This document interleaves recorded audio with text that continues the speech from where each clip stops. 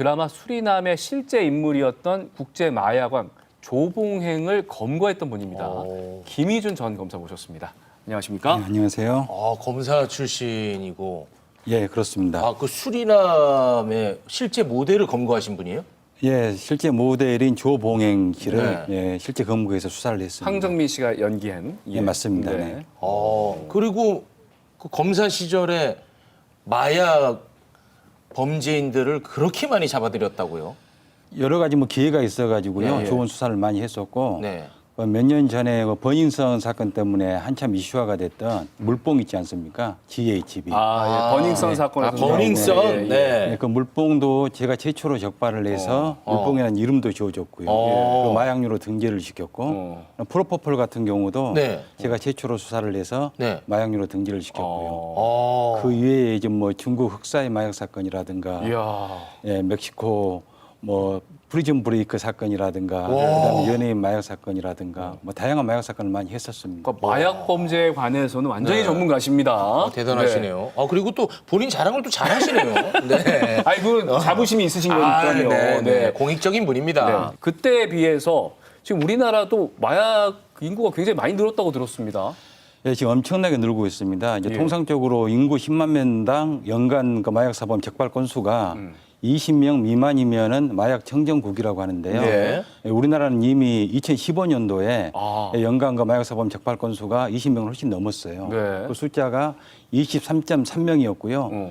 작년 같은 경우에는 30명이 훨씬 넘었습니다. 10만 명당? 네, 10만 명당. 어. 그래서 이제 마약 사범이 그만큼 급증하고 있는 추세입니다. 우리나라가 마약 청정국이 아니었군요. 그런 마약- 얘기를 항상 듣고 자라가지고. 예, 마약 청정국이 아니라고는 제가 3년 전에 버닝썬 사건 때부터 계속 이야기를 해오고 말씀하시죠. 있습니다. 네. 네. 아니래요. 죄송합니다. 좀 네. 심각해요. 아니, 근데 이렇게 갑자기 막 마약 범죄가 늘어나는 이유가 있습니까? 한마디로 이야기하면요, 마약을 구입하기 쉬워졌고, 그 다음에 그에 반해서 마약 사범을 검거하기가 어려워지고 있는 상황입니다. 왜 그런 거예요? 검사님이 그만두셔서 그런 거 아니에요? 그건 아니고요. 이제 그 마약 거래 방식이 바뀌었어요. 그전에는 직접 만나서 거래를 하는 대면 거래가 주된 거래 방식이었는데 네. 최근에는 SNS라든가 인터넷 같은 게 발달을 해가지고 그 SNS라든가 인터넷을 통해서 마약 거래를 하고 그다음에 마약을 특정한 장소에 저렇게 숨겨두면은 그래서 찾아가는 방식으로 마약을 거래를 하거든요. 미리 대면하지 않고. 돈을 주고요. 예, 돈은 뭐 은행간 거래를 하는 게 아니라 뭐 비트코인이라든가 그런 가상화폐를 이용해서 거래를 하기 때문에 그러니까 추적이 어렵군요. 예, 추적이 어렵습니다. 저게 소위 말하는 던지기 수법이거든요. 사기는 쉬워졌고 검거하기는 어려워졌고. 그렇습니다. 예, 그렇기 때문에 마약 사범이 급증할 수밖에 없는 거죠. 그러니까 마약 거래가 점점 더 치밀해지고 있다. 예, 방법이. 그리고 또 마약의 종류도 다양해졌어요. 종류도 다양해지고요. 예, 그 구매에 맞게끔 얼마든지 선택할 아이고. 수가 있는 거죠. 필로폰 어떤 경로로 구하신 겁니까? 조사 과정에서 상세히 밝히도록 하겠습니다. 혐의 자체는 인정하시는 건가요? 네, 인정합니다. 심려를 끼쳐드려서 정말 죄송합니다. 다 제 잘못이고요. 조사할 상실이 임해서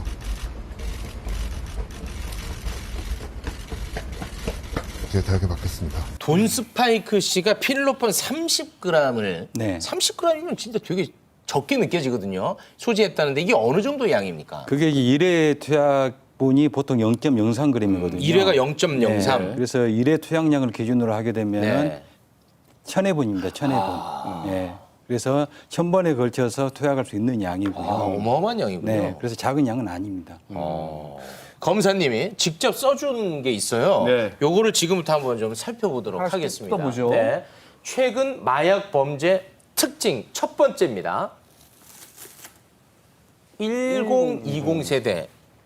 아까 무슨 고등학생 말씀하셨는데 네네네. 예. 저게 이제 마약의 연소화 문제인데요. 아유. 예, 마약 사범의 주된 연령층이 갈수록 이게 나이가 낮아지고 있다는 아유, 겁니다. 이게 심각합니다. 예, 그래서 이를 통계상으로 보더라도 명백히 나타나는데요. 네. 10년 전만 하더라도 40대가 주된 연령층이었어요. 그러니까 어느 정도 경제력이 있는. 네, 그렇죠. 예. 근데 작년 통계를 보면은 20대가 가장 주된 연령층으로 예, 지금 나타나고 보니까 있습니다. 2.7배가 증가를 와, 했습니다. 어마어마하네요. 잠깐 사이에. 네, 그렇습니다. 예. 그리고 10대 같은 경우에는 지난 10년 동안에 11배가 증가를 했어요. 아이고. 예, 근데 문제는 뭐냐면은 마약 범죄 같은 경우는 대표적인 암수 범죄거든요. 예. 암수 범죄라는 것은 수사기관에 적발되지 않은 범죄 건수가 많다는 겁니다. 그래서 마약 범죄의 암수 범죄율은 지금 28.5배로 지금 추산이 되고 있어요. 아이고 안 잡힌 것들도 그렇습니다. 그렇게 많다. 그래서 기존에 적발된 건수의 28.5배를 곱해야만이 실제 건수로 볼 수가 있는 겁니다. 네. 근데 심각하네요. 특징이 좀 안 좋네요. 네, 안 좋습니다. 두 번째 키워드 네, 또 최근 뭐죠? 마약 범죄 예. 특징 두 번째 키워드 살펴보겠습니다. 치킨 한 마리 값. 이거는 무슨 의미입니까? 마약 가격이 굉장히 싸졌다는 거죠. 아, 싸요 또? 예, 사실 이게 가격이 비싸면은 어느 정도 이게 돈이 있는 사람들만 접근성이 어렵죠. 아니면 중독이 굉장히 많이 된 사람들만 예, 접근이 가능하고 이용을 네. 할 것인데. 마약 비싸다고만 알고 있었는데. 예, 이제 가격이 싸지다 보니까 이게 뭐 일반인이라든가 어린 청소년들이라든가 이런 사람들이 접근하기 쉬워진 겁니다. 아유. 그 이유는 뭐냐면요. 예전에는 사실 이게 순도가 높은 마약이 많이 들어왔어요. 주로 이제 북한산이라고 많이 추정들을 했었는데 최근에는 동남아산이 많이 들어옵니다. 근데 동남아산 같은 경우에는 필로폰 같은 경우를 보면은 불순물이 많이 섞여 있어요. 아무래도 이제 불순물이 많이 섞여 있고 순도가 낮고 품질이 안 좋다 보니까 가격도 낮아지는 거죠. 그래서 최근에는 뭐 치킨 한 마리 값 정도로도 뭐 일회 투약분을 구입할 수 있다라고 그렇게 알려지고 있습니다. 그러다 보니까 10대들도 쉽게 접근을 하는 거군요. 그렇습니다. 네. 참 여러모로 지금 안 좋습니다. 자, 최근 마약 범죄 특징 세 번째도 살펴보겠습니다. 신종 마약. 네.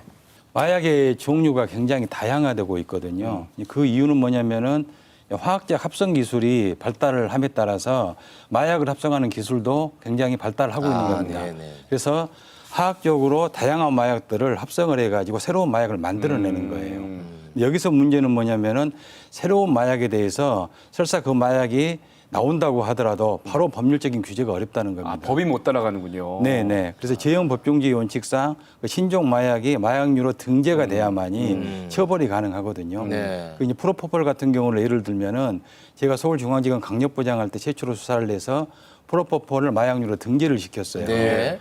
근데 프로포폴을 마약류로 등재시키기 전에는 그걸 오남용을 하더라도 처벌을 할 수가 없었습니다. 지금 시각해서 열심히 하고 있기는 한데 네. 신종 마약이 나오는 속도를 따라가지는 못하고 있어요. 이렇게 심각한데 검찰에서 왜 나오셨어요? 좀 여러 가지 이유가 있으시겠죠. 그리고 그리고 심각합니다. 안 그래도 제가 최근에 그 기사 본 거 중에서 10대들이 네.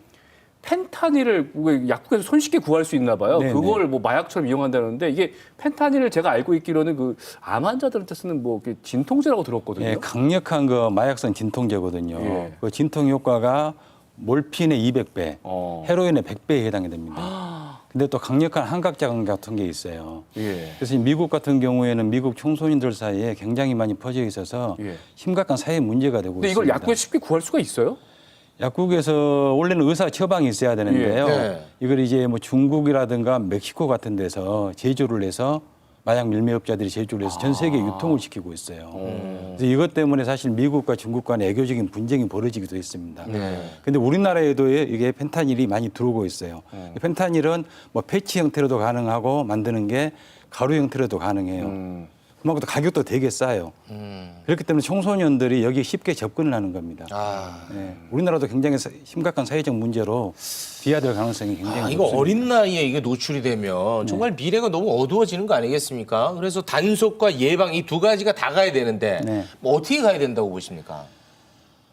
사실 이게 처벌도 처벌이지만은 네. 가장 중요한 것은 예방이거든요. 예방이 더 중요하다. 네, 청소년 단계에서부터 마약에 대한 위험성에 대한 예방 교육을 철저히 시켜서 네. 애당초 접근을 못하도록 해야 되고요. 네. 이게 마약이라는 게 이제 소프트 드러그가 있고 하드 드러그가 있는데 네. 그 약한 마약부터 시작을 해가지고 강한 마약으로 갑니다. 네, 약한 마약을 했을 때는 나는 이 정도에서 이제 멈출 수가 있겠지 하지만은 그게 감문 효과라고 해가지고 그게 마약에 입문하는 계기가 되거든요. 그러니까 더 큰 자극을 원하는군요. 그렇습니다. 예, 점차 갈수록 더 큰 자극을 원하고 그러다 보면 이게 가장 강력한 마약까지 손을 대게 되고 더 심하게 되면은 목숨까지 이룰 수가 있거든요. 작년 통계를 보면 20대가 가장 이게 마약을 많이 사용한 것으로 통계상 나타나잖아요. 네. 근데 20대가 가장 많다는 것은 20대에 처음 시작했다는 것을 의미하는 게 아닙니다. 10대에서부터 마약에 손을 댔기 때문에 네. 20대가 가장 많은 숫자가 드러나는 거거든요. 근데 마약 같은 경우는 한번 손을 대면 절대 끊을 수가 없습니다. 절대 못 끊죠. 예, 제가 수사를 해보면은 마약을 손을 대게 된 계기가 무엇이냐 물어보면 처음에 호기심이었다 그래요. 예, 아, 호기심이 호기심에 한 번만 해도 그게 끊기 힘든 거예요? 끝이야. 그렇습니다. 그걸로. 예. 네. 호기심에 처음에 시작을 했고 자기는 의지가 강하기 때문에 네. 마약을 한 번 하고 끊을 수 있으라는 허황된 자신감을 가지고 있었던 거예요. 허황된 자신감. 사실 담배도 뭐 의지만 있으면 끊는다는데 못 끊는 안 돼, 사람이 안 돼. 많아요. 안 돼. 근데 일단 손을 대게 되면은 끝이야. 절대 끊을 수 없기 아. 때문에 네. 마약이고요. 그렇기 때문에 절대 애당초 손을 대서는 안 되는 겁니다. 네. 부작용, 몸 망가지는 것도 그치. 엄청나잖아요. 몸 망가지는 것은 말을 할 것도 없고요. 것도 없어요. 그게 이제 계속 이게 농도를 높여가야 되거든요. 네. 그 용량을 늘려가야 되고 그러다 보면 목숨까지 잃게 됩니다. 우리 검사님이 너무 일찍 나오신 건 아닌가 하는 생각이 자꾸만 드네요. 네. 아니, 웃을 일이 아닙니다. 이 심각합니다. 민간에서 또 역할을 하실 겁니다. 네, 네, 알겠습니다. 정말 이건 심각한 문제, 절대 하면 안 된다. 그 누구도 끊을 수 없다. 요 정도만 기억을 해두겠습니다. 그렇습니다. 네, 함께 해주셔서 고맙습니다. 고맙습니다. 감사합니다.